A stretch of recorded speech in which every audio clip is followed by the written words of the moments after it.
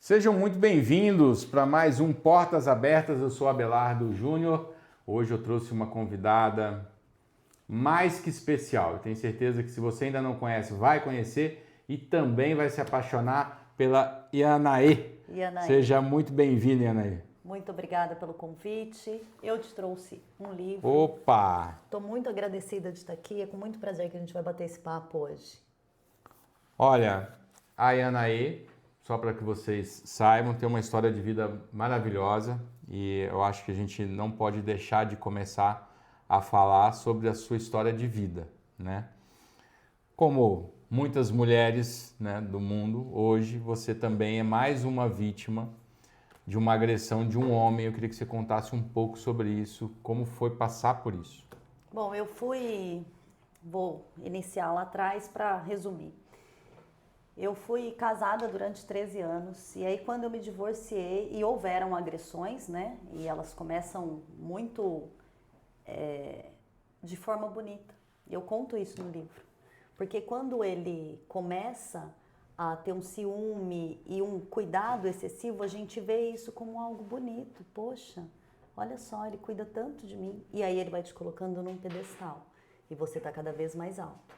Cada vez mais alto. Quando você percebe, você está alto a ponto de não alcançar mais ninguém. Então, eu sempre digo, e eu digo aqui, qualquer pedestal é alto demais, desça. Se um homem te coloca num pedestal, desça, porque é muito alto. Essa história de vida você conta aqui. Eu conto aí. O livro chama Escolho Viver. O livro chama Escolho Viver. Ela é uma vítima de feminicídio, vai contar isso tudo aqui pra gente.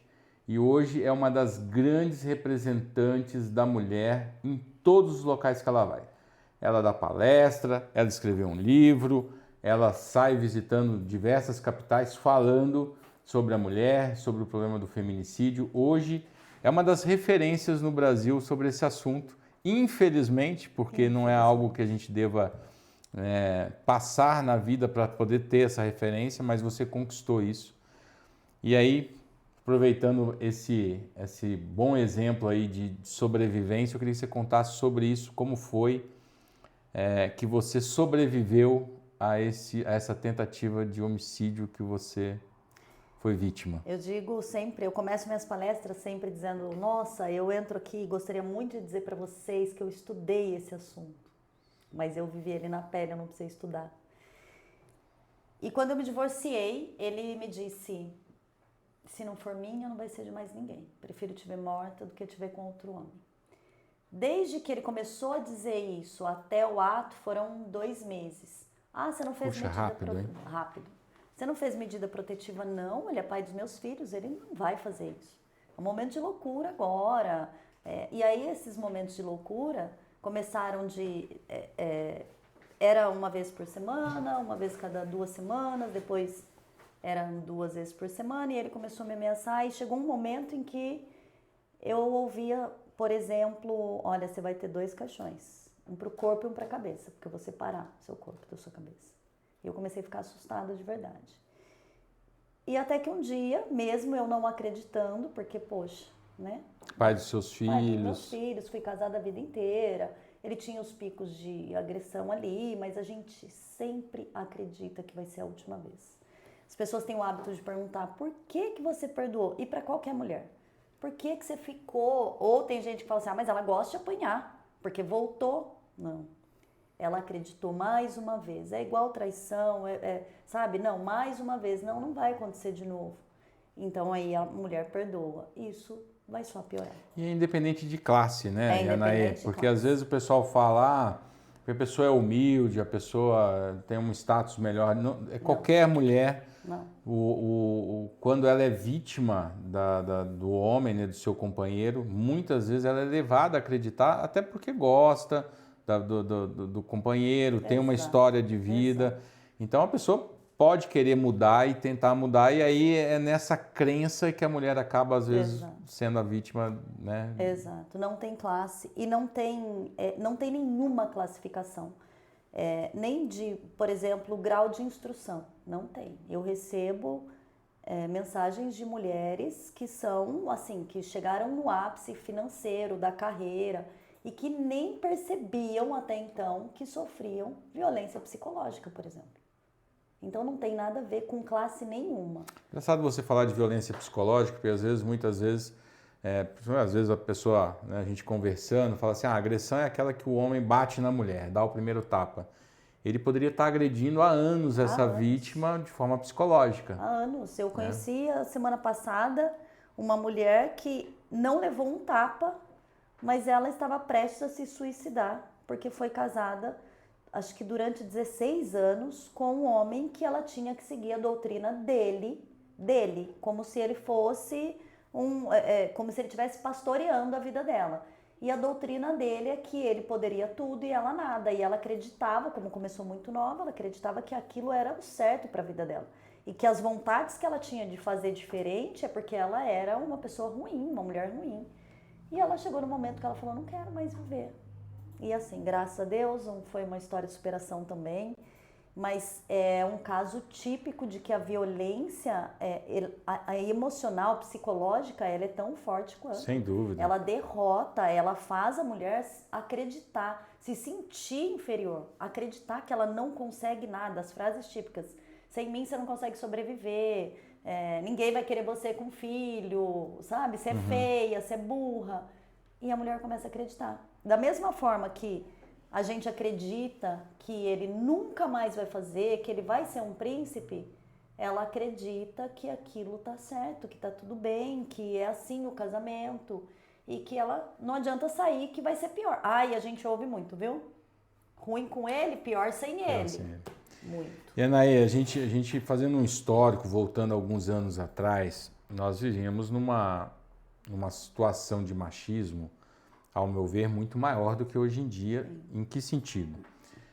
O homem trabalhava, a mulher tinha que ser do lar, então já era um sinal de machismo. Eu controlo, eu que pago as contas, você é obrigada a cuidar da casa, cuidar dos filhos. Com o advento aí das mulheres se empoderarem, irem para o mercado de trabalho, já deveria ter havido uma mudança do comportamento masculino, penso eu, porque realmente foi uma ruptura ali. A mulher entrou no mercado de trabalho, a mulher infelizmente ainda não está na política como deveria, com know-how, com tudo que as mulheres já conseguiram produzir, já era para estarem, né, numa situação diferenciada, e a gente ainda não vê isso refletindo na política, infelizmente. A gente, por exemplo, nas cidades, se contar o número de vereadoras eleitas em todos os municípios do país, você vai ver que é uma quantidade muito pequena, baixíssima. E não por falta de capacidade, talvez ainda não quiseram ocupar esse espaço, ainda não tiveram essa vontade. Mas a gente imagina que quando a mulher começou a ter essa mudança de comportamento e ir para o mercado de trabalho, qualquer pessoa normal pensaria assim, nós vamos nos adaptar com isso, porque eu preciso da ajuda financeira da minha esposa, eu preciso que ela realmente me ajude em algumas situações ali com meus filhos. Eu tive que começar a ter algumas responsabilidades a mais de buscar a criança na escola, porque a esposa está trabalhando numa situação que ela não pode sair. Então, é plausível a gente imaginar que o machismo diminuiria. E de uns anos para cá, parece que o negócio está indo ladeira abaixo, está piorando. Está piorando. Em vez da gente melhorar essa questão, o homem, né, melhorar essa questão do trato, parar de achar que é uma propriedade dele, parece que a coisa está indo para um rumo. Por que você acha que isso está acontecendo? Eu acho que, na verdade, não é que piorou ou que antes era pior e depois deu uma amenizada. Eu acho que, na verdade, hoje, os homens não têm mais medo de se mostrar. Antigamente isso funcionava, o homem saía para trabalhar, a mulher cuidava de casa, funcionou. Teve uma época que funcionou, até que as mulheres entenderam que elas são muito maiores que isso. Não é que elas são capazes, elas são maiores. Sim. E muito maiores. Quando elas não entram na política, por exemplo, é porque ou não descobriram que podem, porque é muito vago a gente dizer lugar de mulher é onde ela quiser. Não, a mulher tem que entender que ela tem que realizar o sonho dela, não é só onde ela quiser. Não pode ser só uma frase bonita. Então, quando a mulher começa a entender isso, e a gente começou a entender agora, parece que a gente evoluiu muito, mas a gente evoluiu muito no sentido de estudo, de capacidade, de se evoluir. Mas no sentido de entender o quão poderosa nós somos, a gente começou a entender isso agora. E o homem, por sua vez, começou a mostrar essa revolta agora. Mas por quê? Porque a impunidade é muito alta. É muito alta. Você vê o coronel que matou a esposa. Sim, acompanhamos. Ele simplesmente recebe R$22 mil hoje. Então a impunidade é muito alta. Então ele dá força, ele mostra, quando você vê esse tipo de matéria, você dá exemplo de que, olha, tá tudo bem. Exemplos ruins. Tá tudo bem. Você pode fazer isso e ficar impune. Você Então, pode agredir, pode dar um tapa e amanhã... tá tudo bem. E tá. Porque é assim que acontece. Nós tivemos um aumento de 41% de casos de feminicídio só esse ano no estado de São Paulo. Só esse ano nós estamos falando. E nós ainda estamos em junho. Por quê? Nada acontece. A impunidade em qualquer segmento da sociedade, em tudo, se você seja numa organização, seja nessa parte criminal, a impunidade por si só ela já prejudica realmente a sociedade. Sim, sim. Só que a gente está chegando num contexto, Yanaí, que a gente está tirando as vidas de outras pessoas.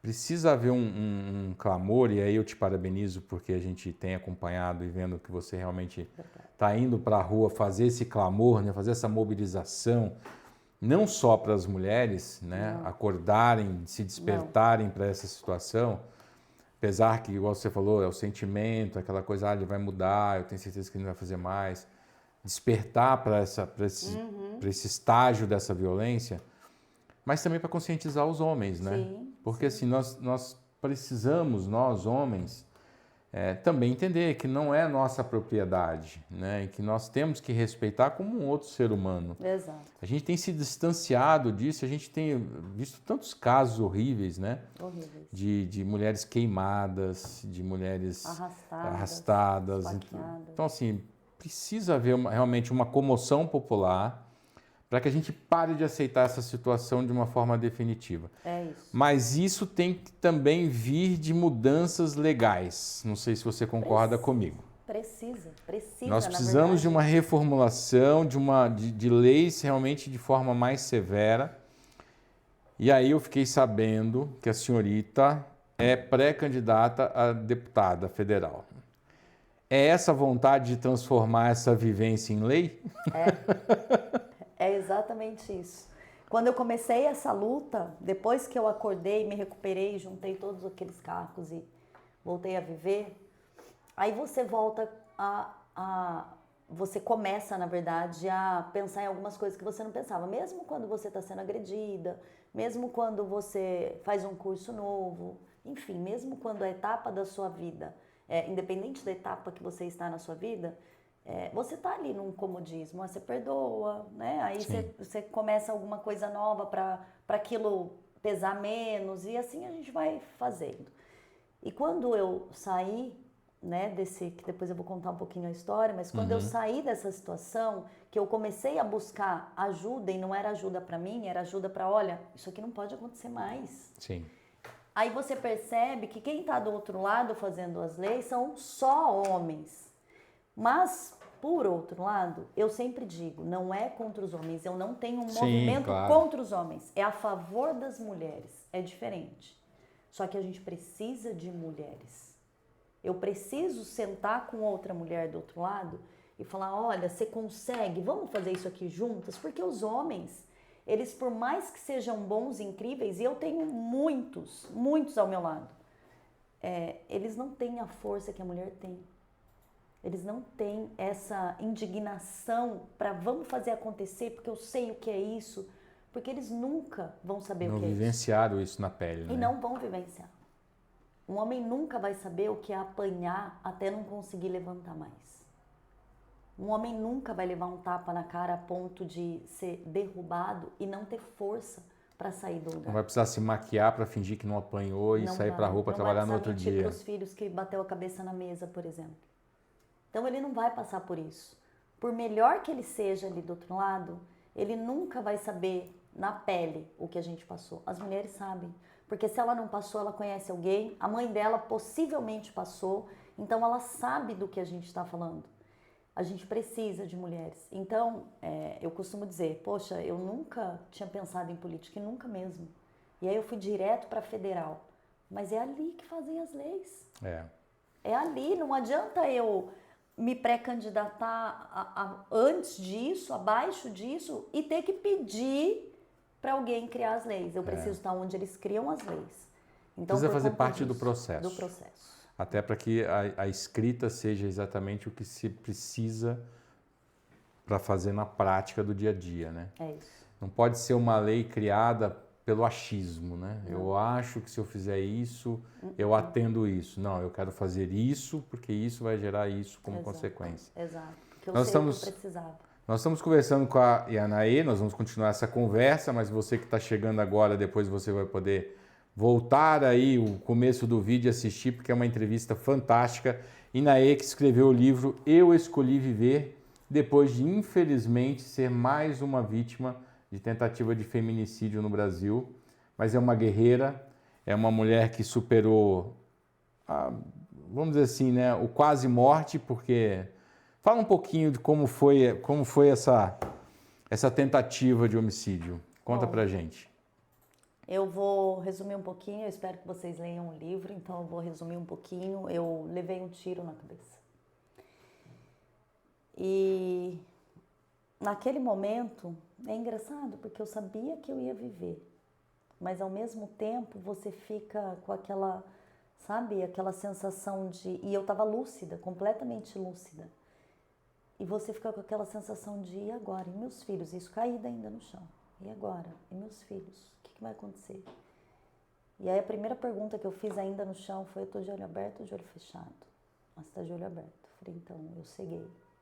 Porque o tiro foi na nuca e a queima-roupa. Então, quando os paramédicos me levaram na ambulância, eu ouvi muitos gritos dos meus filhos. Muitos, o choro. Aquele alvoroço, né? Puxa vida. E aí já tinha a equipe de repórteres, já tinha tudo ali. Só que eu não via, eu só ouvia. Então, antes da gente sair, quando eu ainda estava na ambulância, com ela dentro do meu condomínio, eu ouvi muitos meus filhos gritarem e eu perguntei, eu tô morrendo? E eles disseram, não, olha, a gente está te ajudando, mas não disseram nem que sim, nem que não. Eu falei, eu posso... Até pela gravidade da situação. Sim. E eu falei, eu posso me despedir dos meus filhos? Eu falei, eu preciso me despedir deles. Não, calma. Eu falei, então acalma meus filhos. E aí um deles, eu não sei se ele... Porque eu não enxergava, então não sei se eram... que tipo de pessoa estava ali. Eu não sei se era um enfermeiro, um paramédico, um policial. Mas aí ele gritou, calma, foi um tiro de raspão. Isso acalmou meus filhos. E naquele momento eu fiquei em paz. Então essa bala entrou, eu tenho um pedaço dela na cabeça, e aí eu perdi 70% da visão esquerda. Eu tenho um pedaço dela alojado aqui na jugular mesmo, então o pescoço, se você me chamar aqui atrás, eu não olho, eu viro corpo. Deus faz o serviço completo, então eu travei, porque era um perigo. Sim. E eu já não consigo mesmo, então eu não corro esse risco. E eu perdi grande parte da audição direita, fiquei com zumbido no ouvido que não cessa mais por conta do caminho da bala. Fiquei epilética. Fiquei um tempo sem o movimento da mão esquerda. Então, como eu disse, eu tive que juntar cacos, sabe? Eu digo sempre, como eu tinha 2 filhos, eu tinha que, às vezes, fingir que eu estava amarrando o cadarço para juntar cacos no meio do caminho de novo. Porque quando você acha que você superou, vem outra coisa. Aí você acha que tá tudo bem, aí vem outra coisa. Então eu tive que aprender. Uma luta para sobreviver, né? Para sobreviver. Bom, antes da gente continuar, primeiro eu quero te dar os parabéns, né, por ter sobrevivido. Infelizmente aconteceu, né? Não é algo que a gente não deseja para ninguém, obviamente. E a sociedade precisa realmente de vozes como a Yanaê, para a gente poder realmente tentar construir de forma séria leis que limitem esse abuso dos homens, esse machismo exacerbado, que nesse caso, graças a Deus, não chegou a vias de fato de via óbito. Mas quantas não morrem Brasil afora que não têm, né, de repente, a mesma sorte? Exato. Então, parabéns para você. Eu quero convidar você que está nos assistindo. Eu Escolhi Viver. Yanahê Marques, foi escrito pela editora Cidadel. Então você pode procurar em qualquer banca, qualquer livraria de shopping, pela internet, você vai achar o livro da Yanahê, vale muito a pena. Ela conta toda essa história de como ela sobreviveu. Eu Escolhi Viver. E eu quero fazer realmente um apelo, eu acho que essa entrevista é uma das entrevistas mais difíceis, pelo menos para mim, porque normalmente a gente fala sempre de assuntos mais felizes, né? Uhum. E todos nós mesmos, nós homens, a gente também conhece casos na família, às vezes, né? De mulheres que foram vítimas de parentes próximos, às vezes, Sim. né? Então a gente precisa realmente dar um basta. Precisa. E nada melhor do que agora nós realmente começarmos a pensar em legislações realmente punitivas. O Brasil precisa rever nosso Código Penal em diversos aspectos. Em diversos.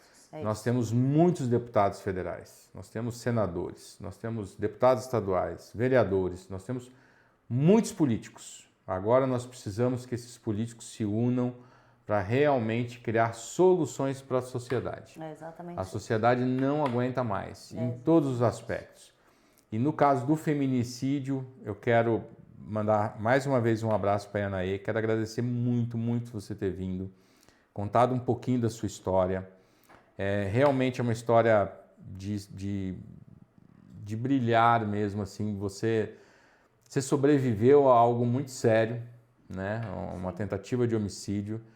E hoje, ao meu ver, fazendo algumas pesquisas, lendo, é uma das grandes vozes das mulheres hoje em dia relacionada à questão do feminicídio.